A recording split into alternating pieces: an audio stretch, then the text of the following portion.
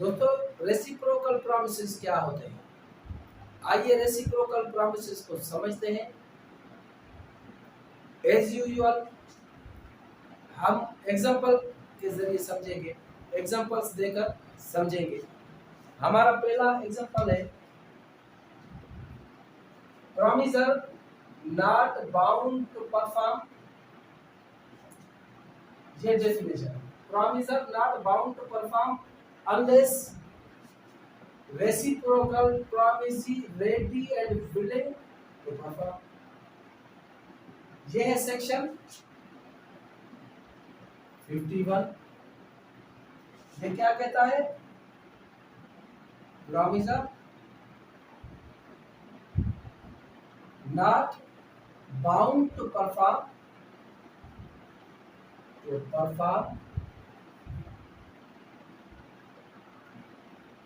unless reciprocal promisee ready and willing to perform। ऐसा समझिए, ये इसकी डेफिनेशन भी है, ये सेक्शन 51 है। एग्जांपल के जरिए हम समझेंगे। ये है मिस्टर ए और ये है मिस्टर बी। इन दोनों के बीच में एक कॉन्ट्रैक्ट हुआ। ए विल, कॉन्ट्रैक्ट क्या हुआ? A will deliver goods to B। B ने क्या कहा? Payment at the time of delivery, at the time of delivery। अभी तो पेमेंट भी ऐसे होती है जैसे आप दराज पर कोई ऑर्डर करेंगे तो दराज आपको प्रोडक्ट जो है भेज देगा, या किसी भी जो है फोरम, डिजिटल ई कॉमर्स के फोरम पर आप ऑर्डर करेंगे, कोई भी चीज़ मंगवाएंगे तो वो आपको भेज देगा। जब आप रिसीव करेंगे फिर आप उसको पैसे देंगे। अगर उसका जो एजेंट है उसको ये मालूम हो गया कि भाई जो प्रॉमिसी है he is not willing to perform, वो तो विलिंग ही नहीं है कि ये पार्सल रिसीव करेगा, तो उस पर ये फर्ज नहीं है कि वो परफॉर्म करे। अगर वो ये समझता है कि अगली पार्टी विलिंग ही नहीं है तो वो तो परफॉर्म ही नहीं करेगा। तो इसमें ये है कि अगर ए को ये पता चला कि बी जो है वो विलिंग ही नहीं है पार्ट परफॉर्म करने के लिए, तो ए पर कोई लायबिलिटी नहीं है। और अगर बी समझता है कि ये विलिंग नहीं है तो बी पर भी कोई लायबिलिटी नहीं है। लेकिन पेमेंट कैसे होगी? जैसे मैंने आपको मिसाल दिया, डिजिटल ई कॉमर्स के फोरम होते हैं, ये आज का ये एग्जांपल तो उन पर सही लगता है उस फोरम पर। तो ये क्या हो गया कि अगर प्रॉमिसी विलिंग नहीं है परफॉर्म करने के लिए, रेडी नहीं है, तो प्रॉमिसर ये जो है वो बाउंड भी नहीं है। अगर प्रॉमिसर समझता है कि प्रॉमिसी रेडी है पेमेंट के लिए, at the time of delivery payment देगा, तो ये परफॉर्म करेगा। ये हो गया रेसिप्रोकल प्रॉमिस का सेक्शन 51 का पहला मिसाल। अच्छा, मान लीजिए अगर ये कोई गुड्स है, फॉर एग्जांपल ये गुड्स इंस्टॉलमेंट पर दे रहा है, इंस्टॉलमेंट्स पर दे रहा है बी को ये गुड्स दे रहा है इंस्टॉलमेंट पर। बी की ये लायबिलिटी है कि डिलीवरी होने तक गुड्स की, जब गुड्स डिलीवर हो जाए तो बी फर्स्ट इंस्टॉलमेंट दे दे। आई बात समझ में? बी इज बाउंड टू पे फर्स्ट इंस्टॉलमेंट,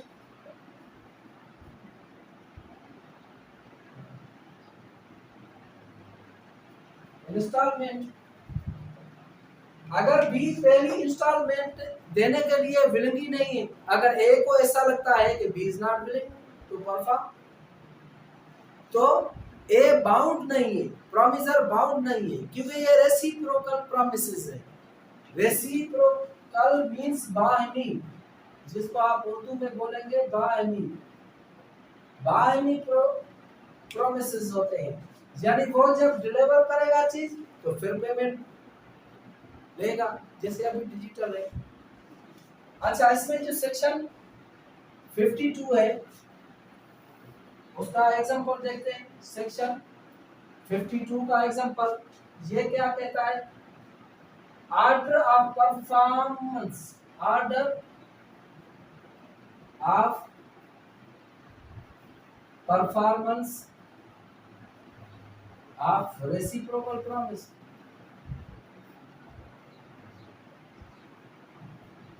यानी पहले वो काम करेगा बाद में पेमेंट लेगा, ये समझने की बात है। अच्छा, ये है मिस्टर ए, ये है mister B.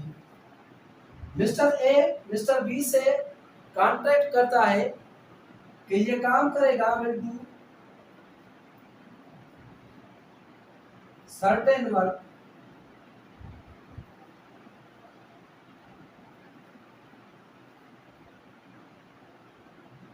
Certain construction,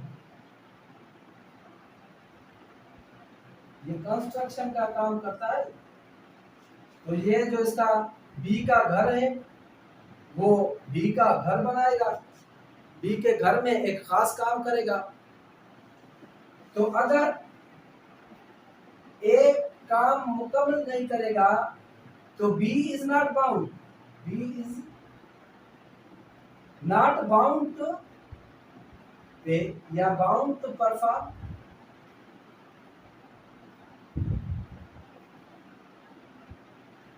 until and unless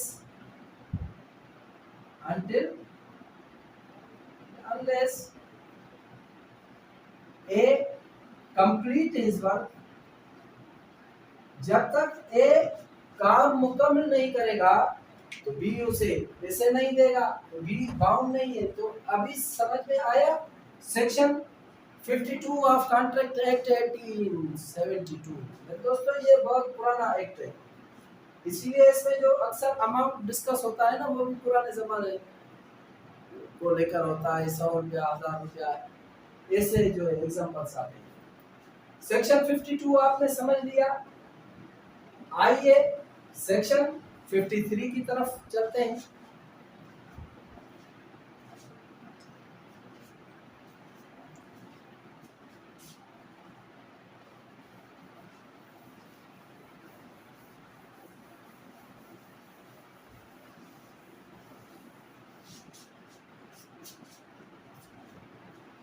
section 53, section 53 liability,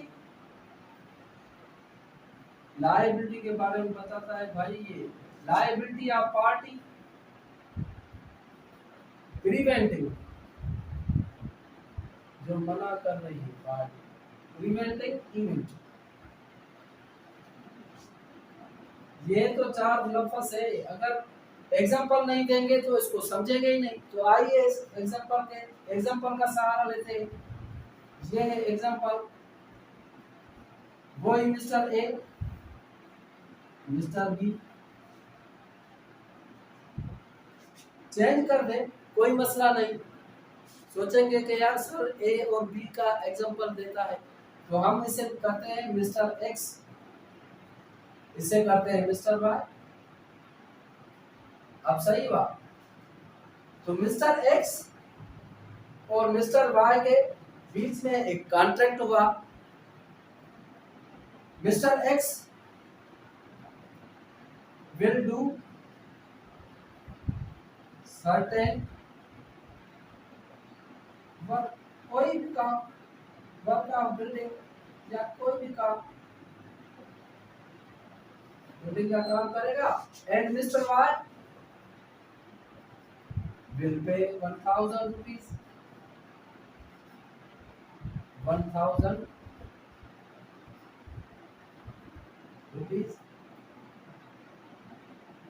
अच्छा, ये स्पेसिफाइड टाइम है. मान लो कि ये 20 जुलाई को 20 जुलाई सुबह 8:30 बजे से लेकर 6 बजे से काम करना है. 20/7/2023. अभी मिस्टर ए 20/7/2023 को सुबह को आ गए उसके घर पर, सारा सामान लेकर, हथौड़े वथौड़े बेलचे वो सब लेकर आ गया. जो भी उसका काम था, ड्रिल मशीन, जो भी काम था उसका, वो लेकर आ गया.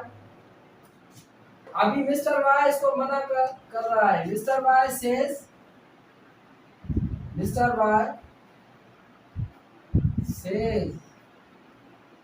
आई नीड नॉट,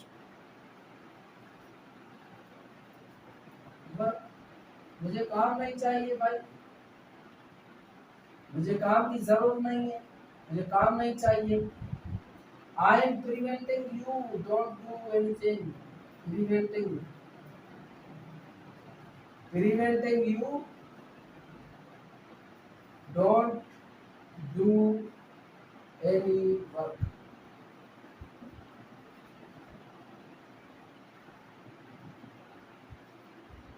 अभी इनमें से विलिंग कौन है काम करने के लिए? ये जो एग्जांपल है, कौन विलिंग है? जी हाँ, mister X is willing to perform. ये परफॉर्म करने के लिए विलिंग है. मिस्टर वाई क्या कर रहा है? ही इज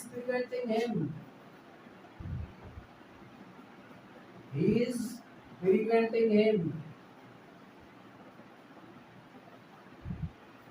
तो इस केस में क्या होगा? ये तो विलिंग है, he is ready and willing to perform his part, but mister Y is preventing him.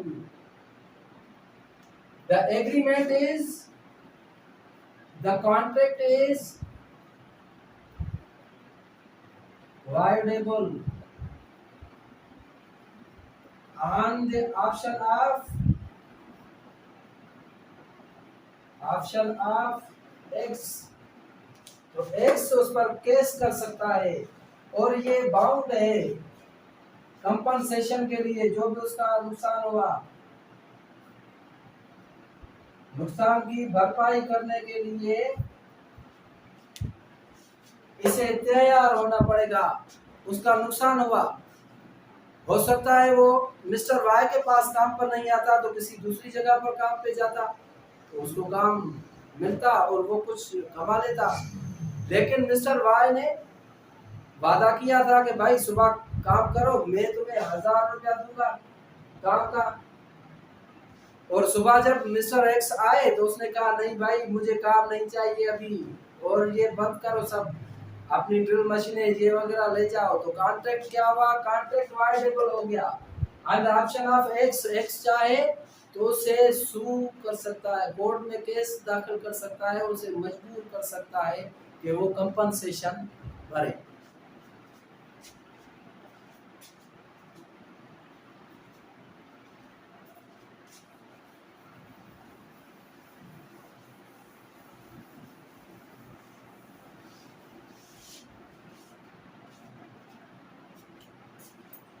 Section 54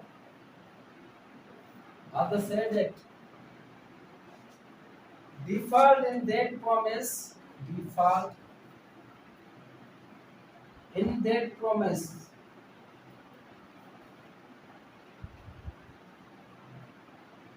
Promise which first should perform.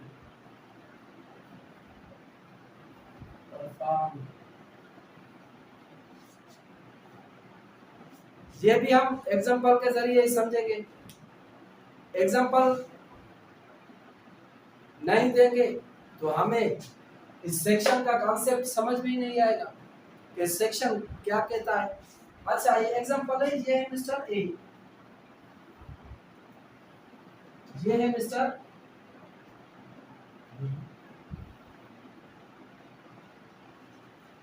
Mister A اور مسٹر بی کے بیچ میں ایک کانٹریکٹ ہوتا ہے.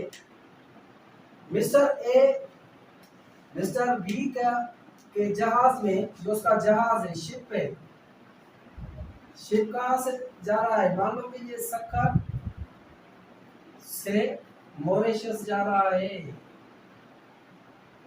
سکر سے موریشس جا رہا ہے یہ.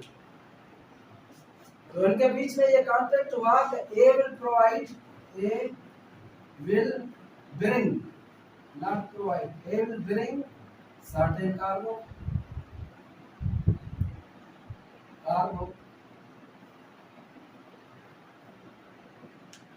and B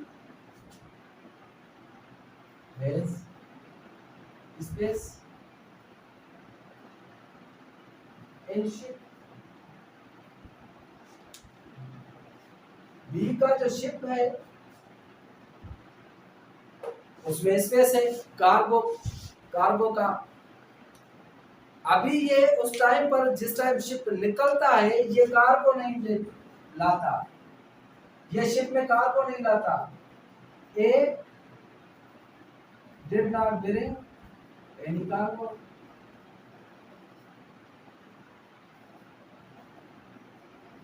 تو آپ بتائیں اس کا نقصان ہوا کہ نہیں ہوا؟ جی ہاں اس کا نقصان ہوا, کیونکہ وہ جو جہاز میں اس نے اسپیس چھوڑا ہوا تھا کارگو کے لیے, اس کی بھرپائی نہیں ہوئی. اگر وہ ایک کارگو لاتا تو بھرپائی ہو جاتی, اگر ایک اسی ٹائم یہ پرومس نہیں کرتا تو کسی دوسرے کو وہ اسپیس مل جاتا کارگو کے لیے.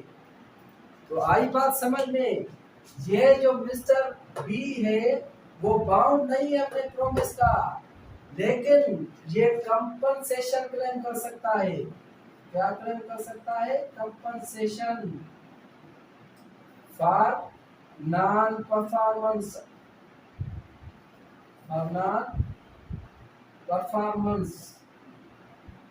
یہ کمپنسیشن کلیم کر سکتا ہے. ابھی بات سمجھ میں آئی کہ سیکشن 54 ہمیں کیا بتاتا ہے؟ Default that promise which first should performed, جو پہلے سے ہی پرفارم ہو چکا ہو. ابھی بی باؤنڈ نہیں ہے جو وہ اپنا پرومس پرفارم کرے. اے جو ہے کمپنسیشن دینے کا کے لیے باؤنڈ ہے. سیکشن 56 میں نے جو کانٹریکٹ ایکٹ کا انٹروڈکٹری لیکچر دیا تھا, یا وائڈ ایگریمنٹ وائڈیبل کانٹریکٹ کا جو لیکچر ہے اس میں شارٹ اس کا ذکر کیا تھا. لیکن ابھی ہم اس کو ایگزامپلس کے ذریعے سمجھیں گے. آئے دیکھتے ہیں کیا ہے. Agreement to do impossible act, agreements to do impossible act, ناممکن, ایسا عمل جو ہو ہی کبھی نہ, وہ کیا ہوتی ہے؟ وہ وائڈ ہوتی ہے. فار ایگزامپل یہ ہے مسٹر اے, یہ ہے مسٹر بی, ان کے بیچ میں ایک ایگریمنٹ ہوتا ہے. کیا ہوتا ہے؟ ایگریمنٹ. مسٹر اے کہتا ہے کہ تم مجھے 100 روپے دو, تو میں کیا کروں گا؟ جادو کے ذریعے, میجک کے ذریعے تمہیں خزانہ دوں گا, خزانہ, ٹریزر, میجک کے ذریعے دوں گا, 100 روپیہ تم مجھے دے دو. تو یہ ایگریمنٹ کیا ہو گیا؟ یہ ایگریمنٹ ہو گیا وائڈ ایب انیشو, کیونکہ یہ امپاسبل ہے کہ میجک کے ذریعے, اگر جادو کے ذریعے خزانے مل جاتے تو لوگ محنت کیوں کرتے؟ لوگ جادوگروں کے پاس جاتے اور خزانے ڈھونڈ لیتے. پہلا تو یہ مثال ہو گیا. دوسرا مثال, یہ ایگزامپل سے آپ اس جو ہے agreement to do impossible act کے ہم ایگزامپلس پڑھ رہے ہیں. یہ دیکھیں, یہ ہے مسٹر ایکس, یہ ہے مسٹر وائی. مسٹر ایکس اور وائی کے بیچ میں کانٹریکٹ ہوا. کیا ہوا؟ کانٹریکٹ ہوا ان کے بیچ میں. कॉन्ट्रैक्ट क्या हुआ, both will marry each other in August. ये अगस्त में दोनों शादी करेंगे। इनके बीच में कॉन्ट्रैक्ट हुआ कि दोनों अगस्त, फॉर एग्जांपल मान ले अगस्त 2023 में शादी करेंगे। ये एक्स कौन है, एक्स है मेल, ये मेल है। ये वाई कौन है, ये फीमेल है। अभी जुलाई में एक्स के साथ एक हादसा हुआ। कौन सा हादसा हुआ, कार एक्सीडेंट हुआ, कोई दिमाग पर चोट लगी। मिस्टर एक्स became made, पागल हो गया, made in जुलाई, जुलाई में वो पागल हो गया। अगस्त में इनका कॉन्ट्रैक्ट था कि अगस्त 2023 को इनकी शादी होगी और इसका एक्सीडेंट हुआ। ये जुलाई 2023 में पागल हो गया, डिसेबल हो गया, उसे अभी समझ में कुछ नहीं आ रहा। तो ये क्या हुआ, ये एग्रीमेंट हो गई वाइड, एग्रीमेंट वाइड हो गई। क्योंकि हर कोई समझ सकता है कि ये क्या है, ये इम्पॉसिबल एक्ट है। अभी तो वो पागल है, पता नहीं कब सही होगा, तो फिर ये कॉन्ट्रैक्ट जो है परफॉर्म होगा। तो ये दो मिसालें तो दोस्तों आपने देख ली। अभी इसको थोड़ा रफ करूं।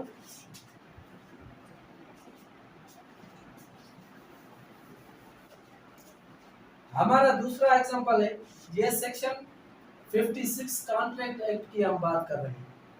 हमारा दूसरा एग्जांपल है, ये है फॉर एग्जांपल मिस्टर ए, ये है मिस्टर बी। इनके बीच में क्या हुआ, कॉन्ट्रैक्ट। मिस्टर ए के पास क्या है, कार्गो है, कार्गो। मिस्टर बी के क्या है, शिप है। मान लो कि ये पाकिस्तान टू इंडिया है, पाकिस्तान टू इंडिया या इंडिया टू पाकिस्तान, जैसे आप समझ रहे। इनके बीच में कॉन्ट्रैक्ट हुआ कि मिस्टर बी की जो शिप है उसमें मिस्टर ए का कार्गो जाएगा, और बीच में क्या हो गया कि गवर्नमेंट ऑफ पाकिस्तान या गवर्नमेंट ऑफ इंडिया ने, of any country, declared war,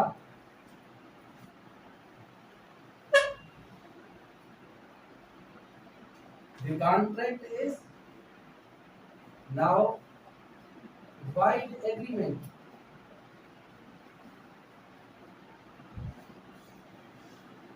अभी जब दोनों मुल्कों के बीच में जंग छिड़ गई तो अभी वहां पर कार्गो कैसे पहुंचेगा। तो ये क्या हमें लगने लगा कि ये है इम्पॉसिबल एक्ट है। अभी नामुमकिन हो गया कि वो जो है कार्गो उधर पहुंचे। अभी फौजी बंदूक लेकर खड़े हुए हैं। अच्छा है, सेक्शन 56 का मैं आखिरी मिसाल दे दूं आपको, एग्जांपल आखिरी, यहाँ पर थोड़ी जगह बची है, यहाँ पर एग्जांपल लिखते हैं। मान लो कि ये है मिस्टर एक्स, ये है मिस्टर वाई। एक्स कौन है, एक्स है सिंगर, ये एक सिंगर है, गाना गाती है। और मिस्टर वाई कौन है, ये है मैनेजर, मैनेजर कहाँ का, थिएटर का मैनेजर है ये।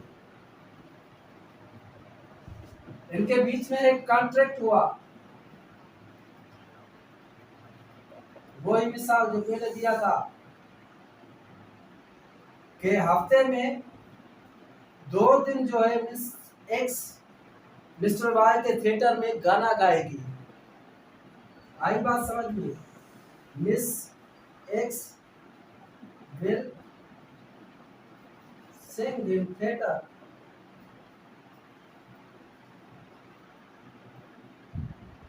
To nights in a week. ہفتے میں 2 نائٹس وہ تھیٹر میں گانا گائے گی تو اس کے بدلے میں اسے کیا دے گا مینیجر؟